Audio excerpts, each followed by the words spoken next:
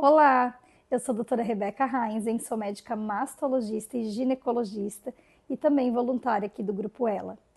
E hoje eu queria trazer uma informação sobre será que todo câncer de mama é hereditário? E por que a gente está trazendo essa informação justamente no mês do Dia das Mães? Porque é muito comum as mulheres se preocuparem muito com o risco de câncer de mama quando tem uma mãe afetada com essa doença. E acreditam que por não ter muitas vezes uma mãe ou até mesmo alguma parente com câncer de mama, nunca poderão ter a doença câncer de mama. E na realidade, o que a gente sabe? Que câncer hereditário, que é quando a gente tem um gene que a gente consegue passar para as nossas linhagens, então a nossa mãe ou até mesmo o nosso pai, conseguirem passar para nós mulheres e nós passarmos para os nossos descendentes, só acontecem em 5 a 10% dos tumores de mama. Então, 90% das pacientes com câncer de mama tem de origem que a gente chama de esporádica, que tem a ver com estilo de vida e meio ambiente. A hereditariedade do câncer, que é ter essa mutação genética, que acontece apenas em 5 a 10%, e muitos de vocês devem se lembrar do caso da Angelina Jolie, que é um caso muito conhecido na nossa população. Ela tinha uma história muito robusta, com muitos familiares com câncer de mama e ovário, acabou fazendo um teste genético e esse teste mostrou que ela tinha uma mutação presente nessa família, que é a mutação no gene BRCA1.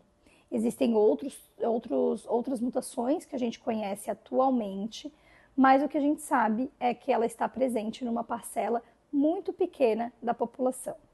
Mas quem será que está nessa parcela pequenininha dos 5 a 10%? Quem deve se preocupar? Então, quem tem sim uma parente de primeiro grau, como mãe ou irmã com câncer de mama, principalmente quando esse tumor acometeu em idade jovem, abaixo dos 50 anos, ou até mesmo abaixo dos 40 anos. Qualquer mulher que tenha caso na família de câncer de mama em algum homem, então algum parente masculino que teve câncer de mama, essa família deve sim ser investigada na questão da hereditariedade.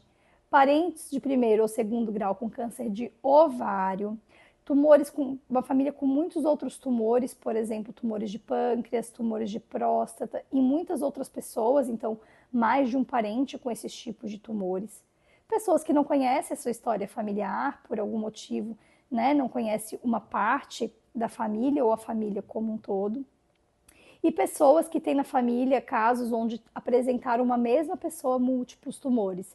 Então, por exemplo, uma mesma parente teve mais de um tipo de tumor. Então, essas pessoas, parentes de primeiro grau em idade precoce, múltiplos tumores, câncer de ovário, câncer de mama em idade muito jovem, essas pacientes, essas pessoas, na verdade, devem sim ligar uma luzinha em alerta que podem estar nesse pequeno grupo de 5 a 10% de tumores hereditários. Os outros 90% vocês já sabem, porque eu já conversei aqui anteriormente, que o maior fator de risco é o nosso estilo de vida.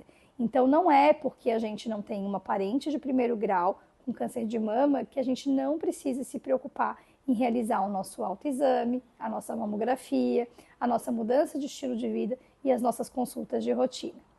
Mas um alerta que eu queria deixar também, quando a gente fala em história familiar para câncer de mama, muitas de nós lembram apenas da história da nossa mãe, porque a mama está relacionado, né, ao nosso ente feminino mais próximo. Mas a gente é metade do nosso DNA de cada um, tanto da mãe quanto do pai.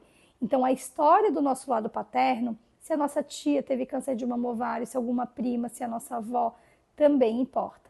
Então a minha dica de hoje é: conversem com sua família, um ambiente descontraído, não deixe uma doença acontecer para saber mais sobre o seu histórico de risco. Converse isso num dia a dia, pergunte quem que teve na família, como que foi o tratamento, porque essa informação pode ajudar a salvar vidas.